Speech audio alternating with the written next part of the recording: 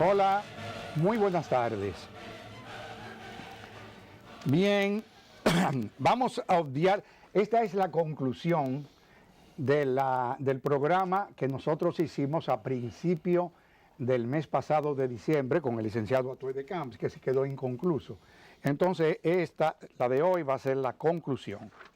Siempre con nutrición y salud, la mejor revista nutricional de toda el área del Caribe, con fantásticos artículos sobre el cáncer y sobre cómo surge el bicarbonato de sodio como otra arma potentísima contra el cáncer.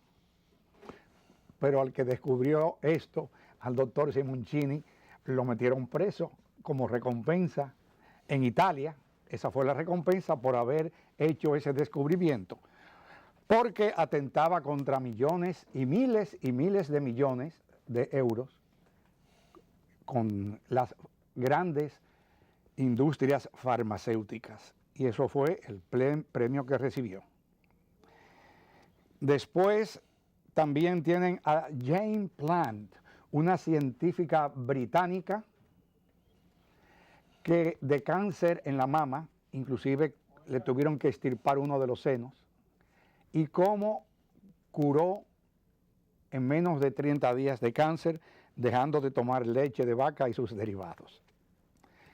Si lo quieren indagar, procuren nutrición y salud en el 262-1031. 262-1031 o en muchísimas farmacias. Esto es para el licenciado de Camps. Muy amable. Bien. Amigos televidentes, también queremos recordarles que en Talleres El Monumento, donde falleció o fue ejecutado Rafael Leonidas Trujillo, en la autopista de Mayo, al lado de la bomba Texaco, ahí tienen ustedes Talleres El Monumento, 274-6452. Mecánica en general, especialidad en reparación de equipos pesados, plantas eléctricas, desabolladura y pintura, y servicio a domicilio. Servicio a domicilio, le trasladan el taller a su casa y ahí se lo arreglan.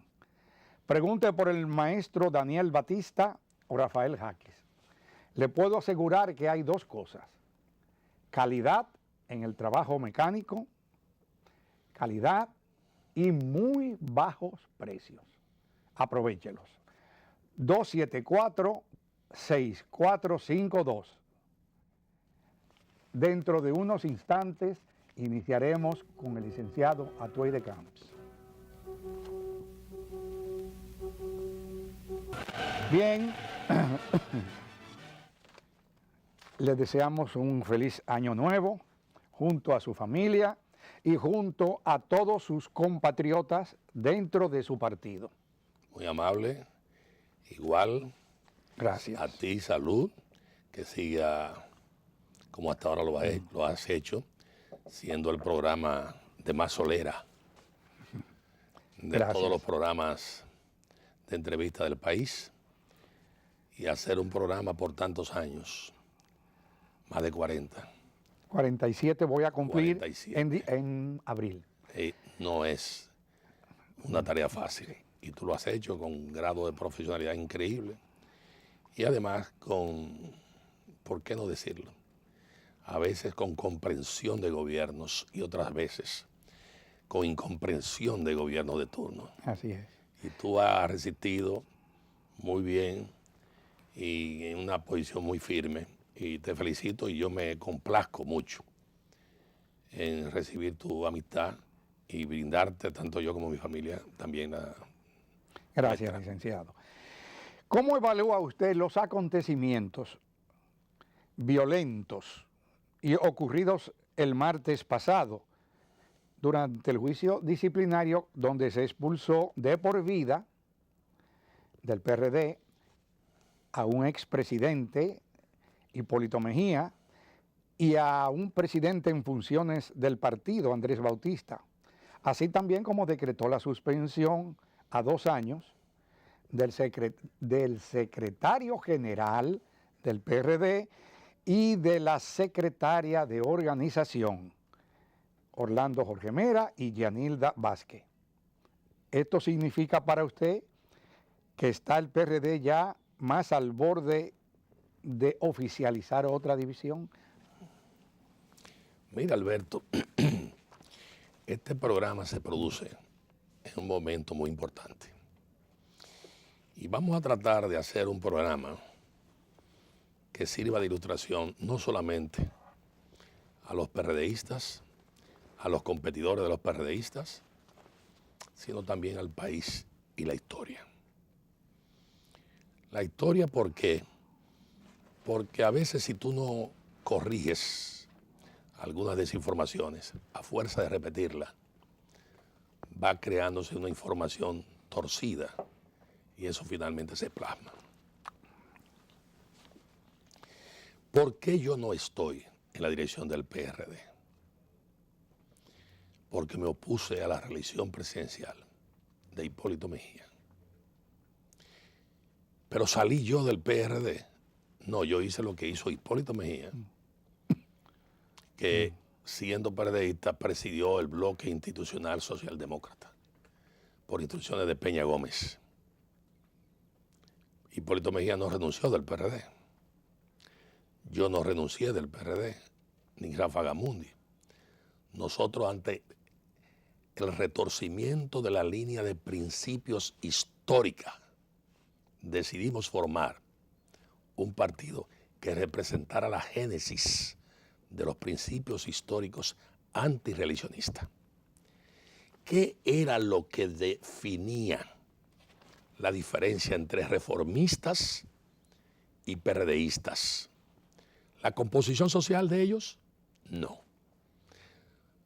Balaguer era un hombre de clase media que en definitiva alcanzó el poder por la forma en que se manejó desde el movimiento cívico, que él fue el redactor del documento, llegando hasta su trabajo al lado de Rafael Leónidas Trujillo, con sus independencias, y de ahí los foros públicos que le aplicaron, y finalmente el papel que jugó como presidente títere en un momento determinado, que él mismo lo admite en su libro La Venda Transparente.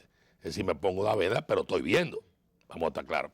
Entonces, y en Los Carpinteros, y en La Sangre del 30 de mayo. Es decir, esa es parte de la historia conductual. Pero Balaguer logró un respaldo popular con la distribución de los recursos del Partido Dominicano, básicamente, y la forma en que lo hizo, un respaldo popular que competía con cualquiera. Y obviamente hubo ocasiones en que derrotó al PRD. Pero por supuesto, ¿cuál era la composición social de uno y del otro? La misma. Tenían burgueses, tenían sectores populares ampliamente y demás. Ideológicamente, uno era reformista, más conservador, Balaguer, y otro era socialdemócrata, más progresista, de izquierda moderada. ¿Qué definía al PRD del Partido Reformista? Muchos se preguntarán, bueno, la no reelección presidencial, porque desde la Constitución en Cuba, en la casa de Virgilio Mainardi Reina, que fue que se estableció, nuestro amigo Virgilio Mainardi Reina, ahí se estableció libertad, democracia, sufragio efectivo, no reelección. Sufragio efectivo, no reelección, era la copia de lo que había sido la Revolución Mexicana del 1910 contra Porfirio Díaz, la no reelección. Entonces, eso lo instituyó el PRD. En su programa mínimo de gobierno decía, tan pronto llegáramos a la República Dominicana, anularíamos la Constitución actual, trujillista, y impondríamos la no reelección presidencial. ¿Qué hizo Juan Bosch cuando gana? Una constitución. ¿Qué dice esa constitución? En la que mi padre fue de los constituyentes. Dice de modo muy claro, la reelección presidencial está prohibida del presidente como del vicepresidente de la República. Esos son principios establecidos en la Constitución de 1963, que el propio Bosch dice que como él trabajó en Cuba en la Constitución del 1940, que fue la más progresista, en el fondo se inspira en esa Constitución. Lo dice el propio profesor Juan Bosch. Entonces, eso marca, eso define al Partido Reformista del PRD. Cuando tú le anulas eso, ya tú no tienes diferencia.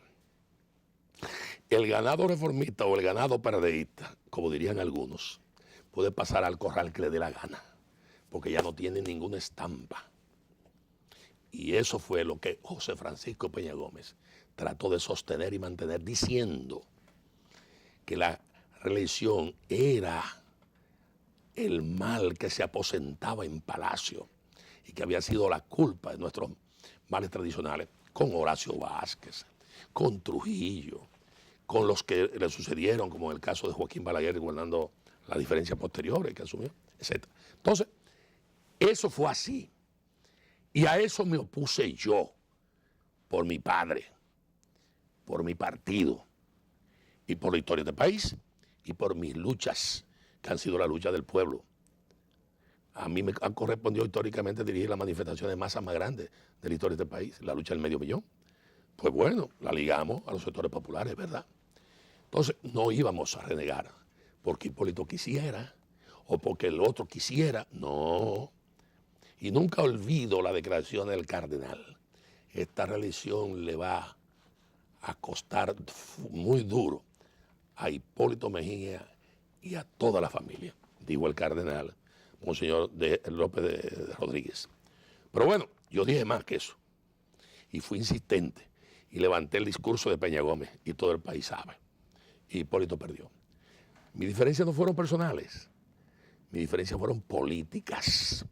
Ahora Hipólito perdió, pero yo tengo que decir que Miguel Vargas apoyó a Hipólito en la reelección presidencial.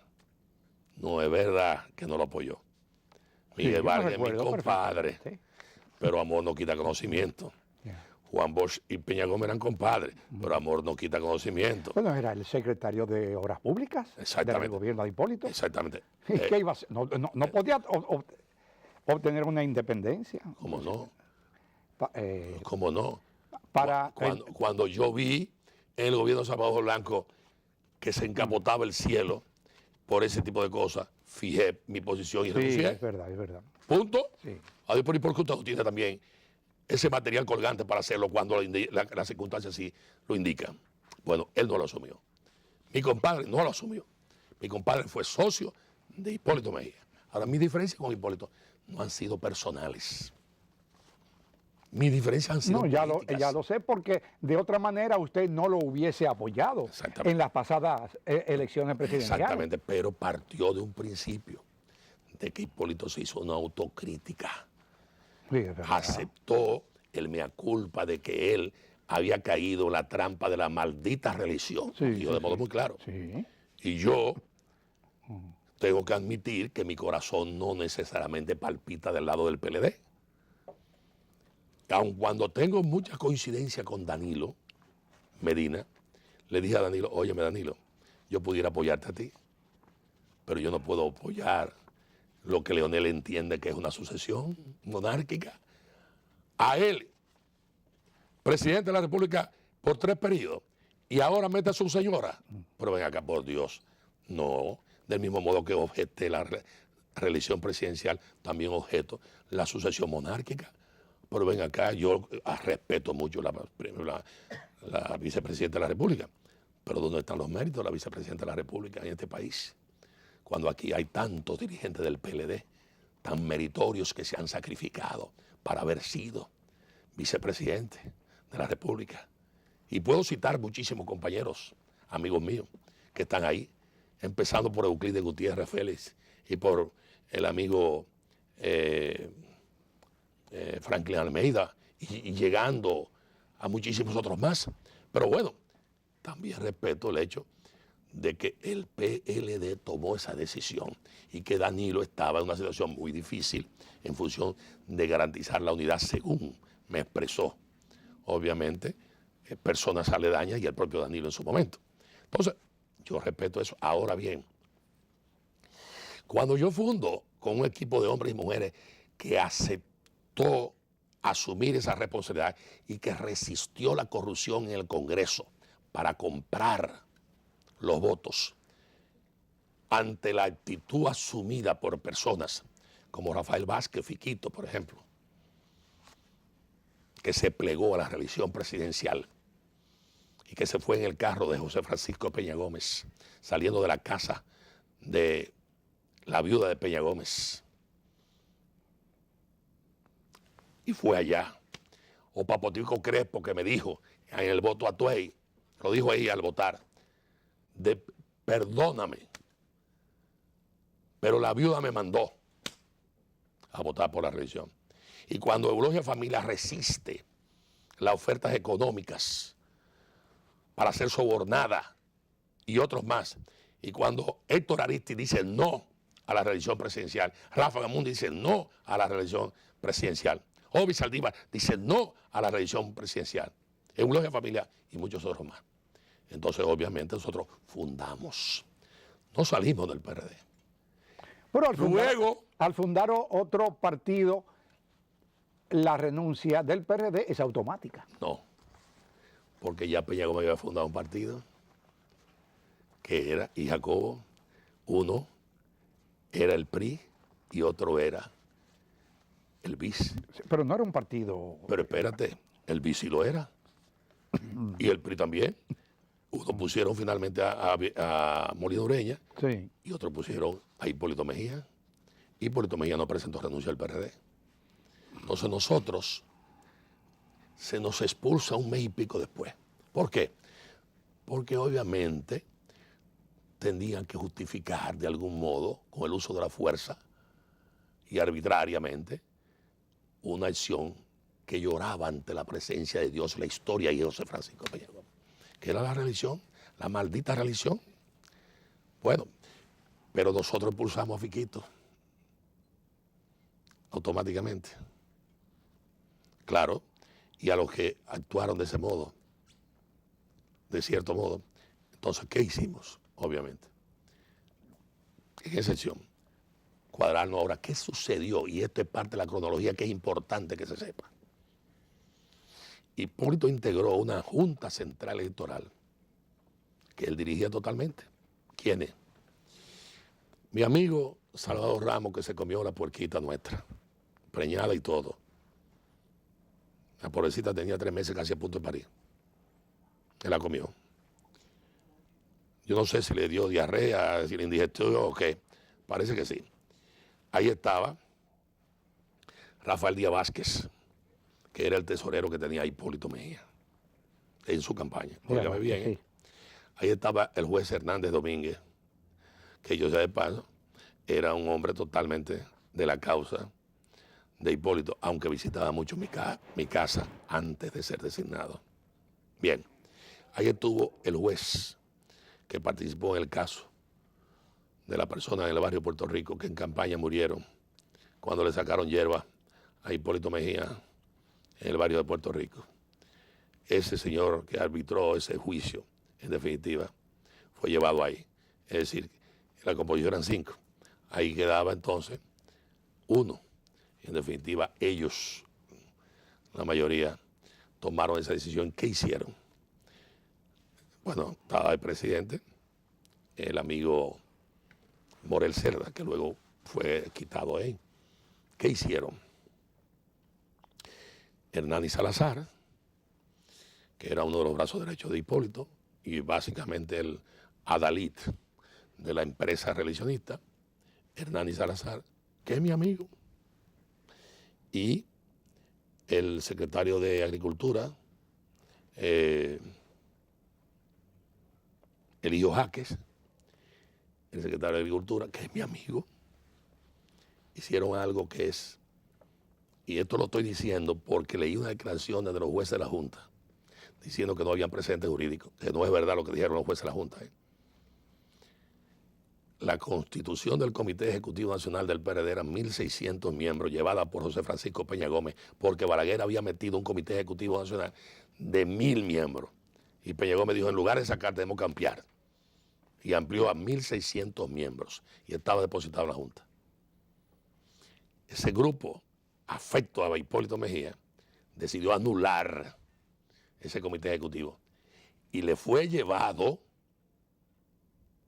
a la Junta y depositado en la Junta por Hernández Salazar y por Eligio Jaque, un comité ejecutivo que finalmente es el que elabora los mismos miembros de la Junta. Lo elaboraron, de 600 miembros, partidarios obviamente, de Hipólito. Entonces sí hay antecedentes. Y la Junta de vez en cuando se ha permitido esos lujos y esas vagabunderías, como lo ha hecho también cuando a algún hijo de un miembro de la Junta Central Electoral le ha pasado algo con la justicia. Han torcido también decisiones o enderezado decisiones. Entonces yo quiero decir que así se actuó y esa composición de 1.600 miembros fue anulada por 600 miembros. Yo le dije ahora en la puesta en circulación del libro de Tony Raful a mi amigo Eligio Jaque, digo, Eligio, ahora es tu momento, lleva la constitución de un comité como el que tú hiciste. Claro, tuvo que reírse y no decir nada, porque tanto él como Hernani negociaron eso y de ahí salieron con fincas, los jueces de la Junta, con apartamentos y con pagos de otras deudas. Bien, eso fue así. Esa es la historia. Ahora paso de eso a la otra parte de la historia, que es la actual. La actual. Miguel Vargas. Ahí vamos. Y Hipólito Mejía. Tú me preguntas que qué opinión tengo yo sobre eso y yo te voy a responder.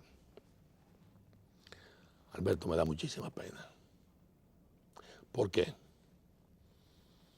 Porque los que están en el gobierno, Danilo, Leonel y muchos otros más, probablemente Danilo estuviese en el gobierno, pero probablemente no estuviese en el gobierno Leonel con sus reelecciones y con las barbaridades que hizo, los 40.000 millones que invirtió, el agüero fiscal más grande que se conoce de gobernante alguno por encima del ILIS, los desastres financieros que hizo, ese bendito y maldito hoyo, que si tú lo comparas con el hoyo de España y demás, con la construcción del AVE y todo ese tipo de cosas, se queda pequeño, entre otras cosas, con las inauguraciones mochas significa que no estaban terminadas, que hizo Leonel Fernández Reina en todo el país, para no dejarle a Danilo la oportunidad de inaugurar cosas, entre otras cosas, barbaridades de compañeros. Pues yo te puedo decir a ti que más que la brillantez de esos señores del PLD es la estulticia, los errores, la ambición desmedida de los empresarios que están enquistados en el PRD. Y digo empresarios no porque yo tenga problemas con empresarios, es porque obviamente no guardan la diferencia. Usted puede traficar desde el poder, ese es un estilo, pero un buen gobernante no puede ni debe traficar desde el poder. Y el poder se da desde obras públicas y desde la presidencia, pasando por una posición de oficial mayor de un gobierno. Pero usted tiene que diferenciar eso. Juan Bosch no hizo eso. Peña Gómez no hizo eso. Pero óyeme, ni Juan Bosch se le ocurrió nunca corromper o utilizar familiares de otro dirigente político, como le ocurrió y decidió Leonel Fernández Reina. Eso es una verdadera barbaridad. Yo quiero saludar a Danilo cuando dice, voy a hacer cosas como nunca se han hecho. Y ha empezado a hacer algunas cositas que yo saludo. Creo que tiene que agilizar algunas. Que nunca se han hecho. Que nunca se han hecho. Tiene que agilizar algunas, por ejemplo, la de Promipyme, que se requiere acelerar la burocracia para que funcione y si haya algo de circulante, porque la situación económica del mes de enero es difícil y la de febrero va a ser más difícil. Entonces, hay que motorizar una serie de situaciones. Pero bueno, volvemos al caso. Tantas veces conversé con mi amigo Miguel Vargas, siempre le dije, mire, es importante que tú llegues a un acuerdo con Hipólito. Tantas veces conversé con Hipólito, siempre le dije, mire, es muy importante que tú llegues a un acuerdo con Miguel. Hipólito me respondía, yo tengo 90% de él. Digo, óyeme, puede tener el 100%, pero Miguel por él fue que votaron. Llega a un arreglo con Miguel. Me consta que él hizo gestiones, pero obviamente él decidió tirarse sobre sus hombros a Abinader, que lo había apoyado oportunamente, y no sacrificarlo ante las propuestas que al parecer del litoral de Miguel cundían, en donde Tony Rivera llegó la información, bueno, el planteamiento de la vicepresidencia, y por esto no aceptó. Y Miguel, por su parte, decidió hacer una oposición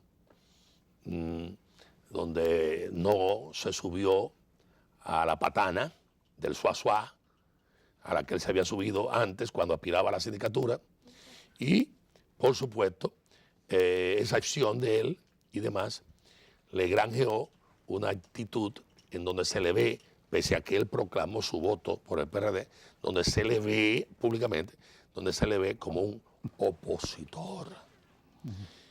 Yo creo que en este proceso electoral hubo muchos errores, y muchos de esos errores de este proceso electoral fue obviamente el soborno, porque por primera vez en la historia del PRD acontece que desde el delegado y la mesa no se sabe la información, y nunca llegó al bendito centro de cómputo que montaron, muy sofisticado, entre otras cosas, pero obviamente tullido, porque la capacidad de suministro obviamente no llegó.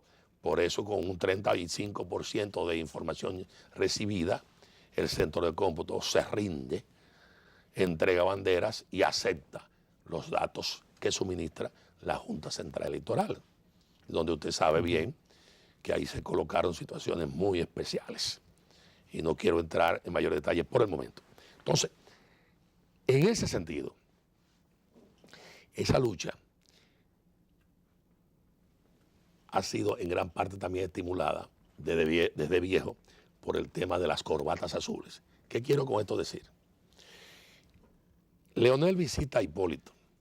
Hipólito tiene hasta cierto grado el trauma de su comportamiento con el tema de la religión y no quiere autodirigir una acción que en definitiva le beneficie tanto a él como a Leonel.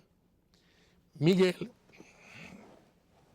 recibe aplausos en la discusión de la Constitución, recibe aplausos y comete varias torpezas. Una de esas torpezas, servida por Miguel y por Leonel, torpeza histórica y traición histórica, es la privatización de las playas, a las que Peña Gómez había salvado en Boca Chica y en otros lugares. No valió que yo le hablara y demás. ¿Por qué? Porque inversionistas extranjeros habían puesto como condición poder invertir siempre y cuando se privatizaran las playas, lo que ellos no le piden en Estados Unidos a los norteamericanos. Para que lo digamos de modo claro, entre otras cosas. Lo que no le piden a los norteamericanos que no han privatizado la playa, aquí lo pidieron. Y privatizaron las playas, que es un crimen de lesa patria. De lesa patria. La segunda acción es el tema de que puedan perfectamente aspirar al periodo subsiguiente y no al periodo inmediato a la reelección presidencial. Sí. Y cantan victoria, aplicándose la tesis venezolana.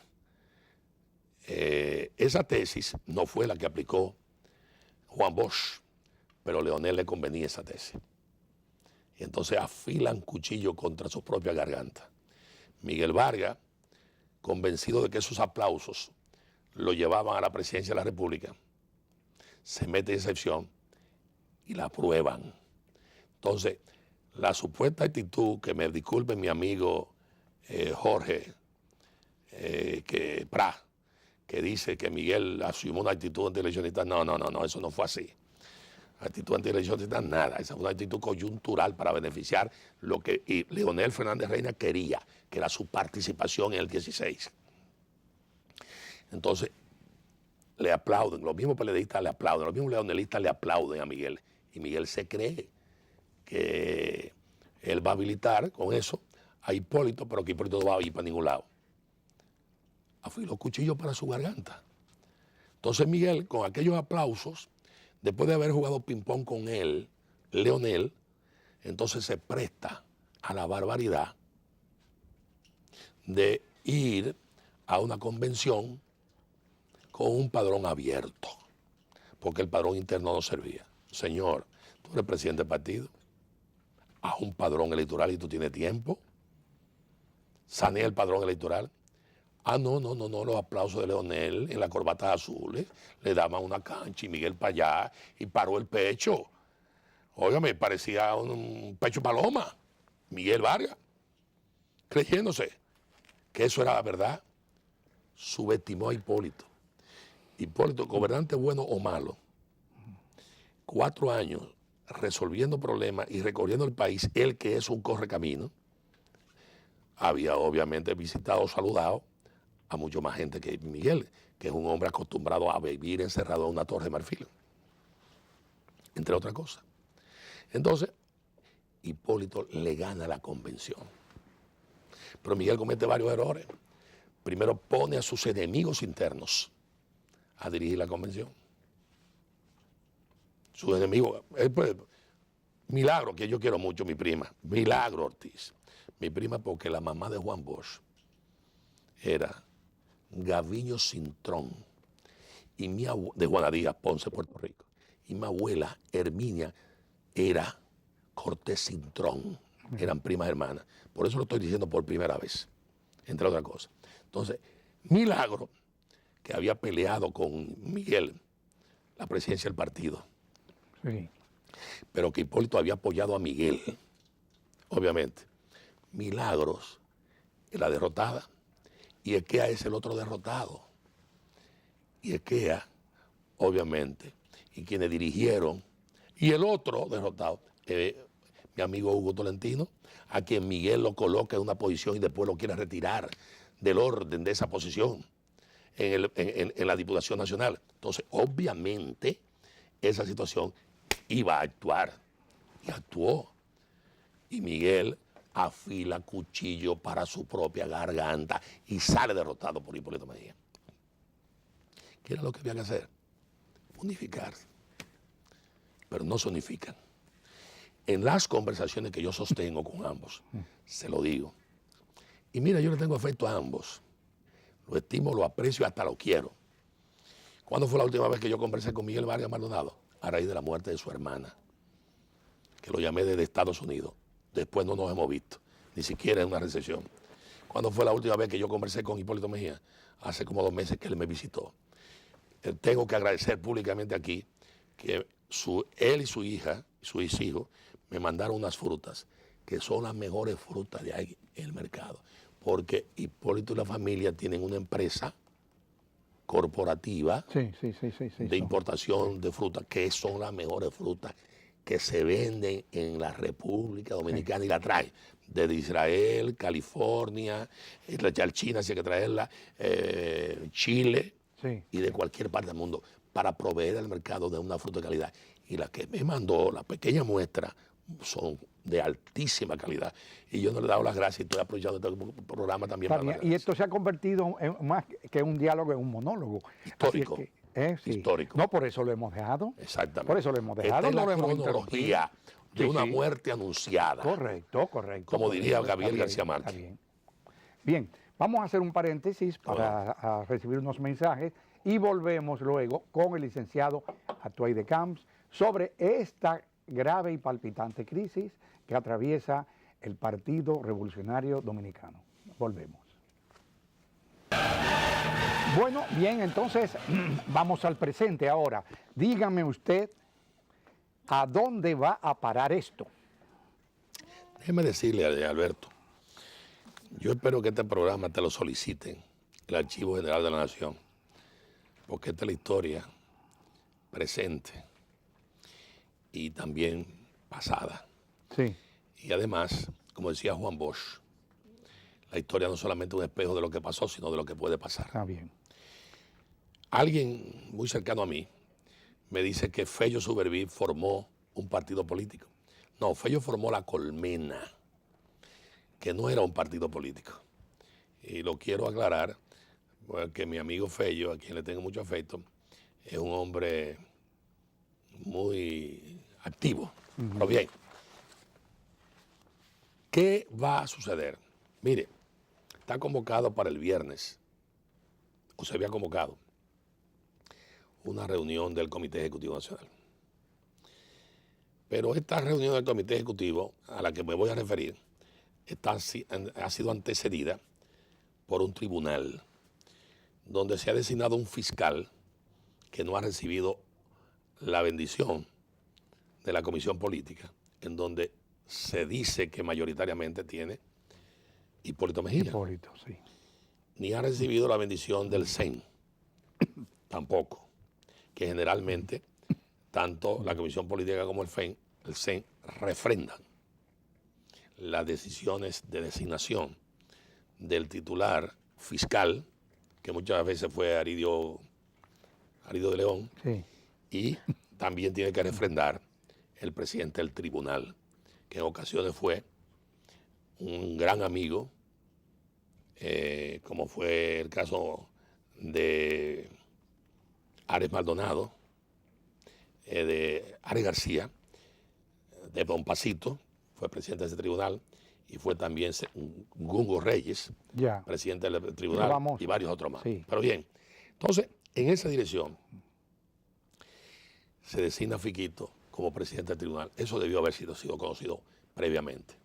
Es decir, que cuando pasan a juzgar, el Tribunal de Alzada Electoral ya le ha cuestionado a Hipólito la expulsión que toman sobre Miguel y demás en función de su no participación o su oposición o su intento de saboteo a la elección de Hipólito Mejía. Y el Tribunal de Alzada, que es el Tribunal Supremo Electoral, no recuerdo cómo se llama, que dirige Rodríguez, toma una decisión en donde rechaza esas iniciativas de Hipólito Mejía. Ajá. Pero después toma una decisión en donde le permite al grupo de Miguel actuar en libertad, es decir, no fue equilibrado, ni mucho menos. Entonces actúa el grupo de Miguel, ellos no lo desautorizan, ellos lo validan y obviamente ahí tiene una mayoría, vamos a estar claros, Leonel Fernández Reina. Y ahí hay una contumelia. No hay que ser, óyeme, ni chino, ni japonés, ni mucho menos, no. Ahí hay una contumelia y eso se ve de modo muy claro. Ahora, ¿dónde está el error del grupo de Hipólito Mejía? Pero ellos tienen una exposición de motivos que publicaron en el periódico Hoy de 2 páginas de espacio pagado. Y en la fondo, y en la forma y en las conclusiones, ellos dicen que ese organismo no es el organismo indicado porque es de facto, es ilegítimo para proceder a un juicio. Y ellos señalan una serie de hechos interesantes. Ay, pero ¿qué ocurre? Usted está alegando que no es el organismo legítimo. Pero entonces, ¿cómo usted acude? ¿Cómo usted se presta a esa encerrona? ¿Por qué usted va a eso? ¿Usted sabe por qué van?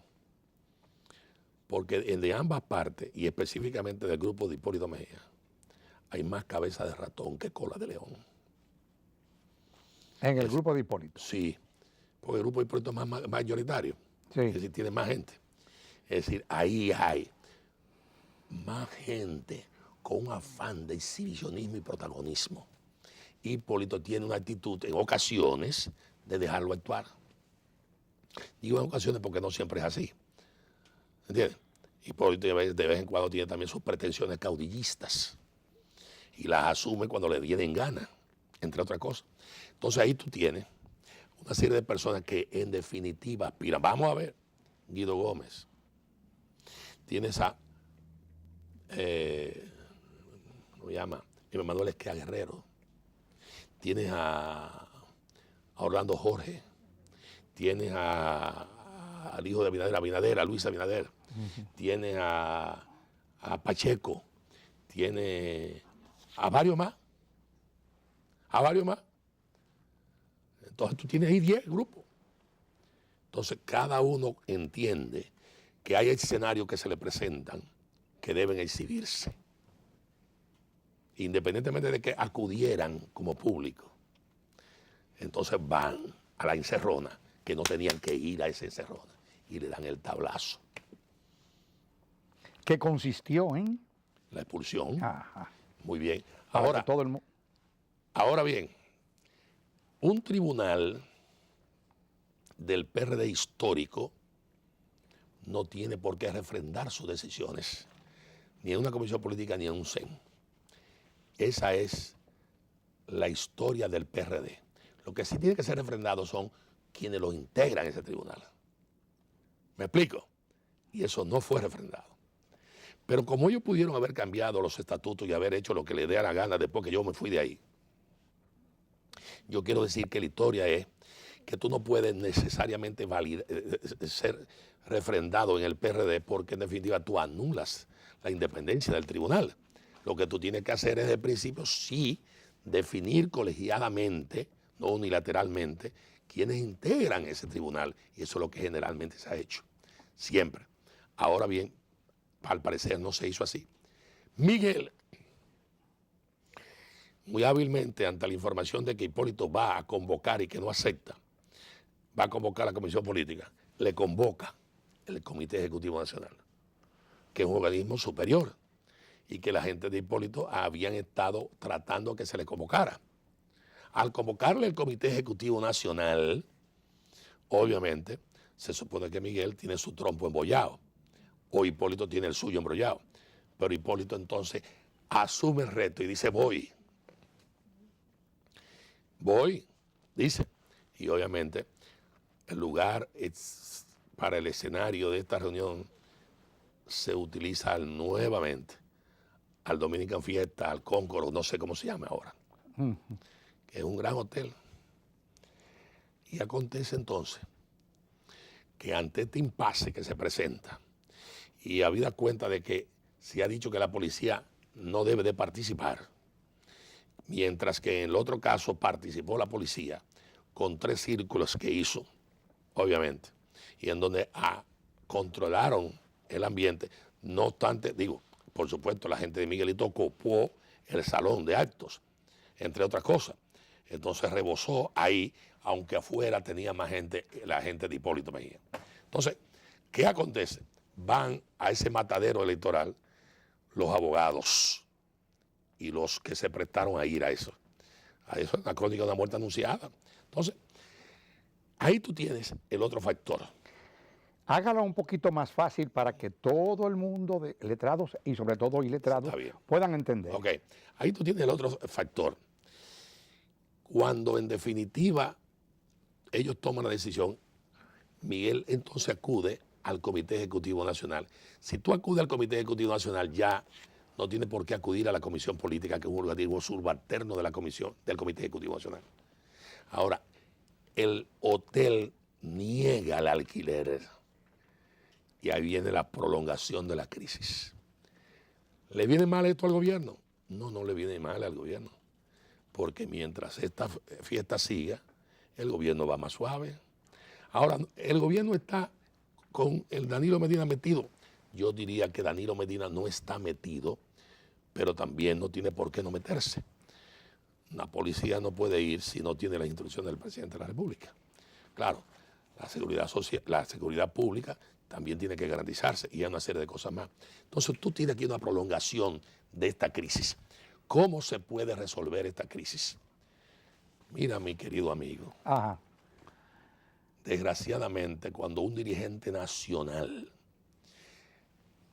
da una declaración agresiva y es popular ese dirigente, en la base tú estás tirando pólvora.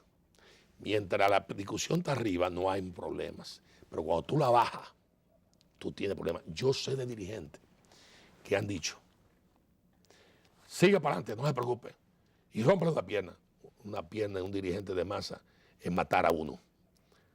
Las declaraciones radicales que han dado de un lado y de otro son tan graves que cualquiera de los dos en una campaña,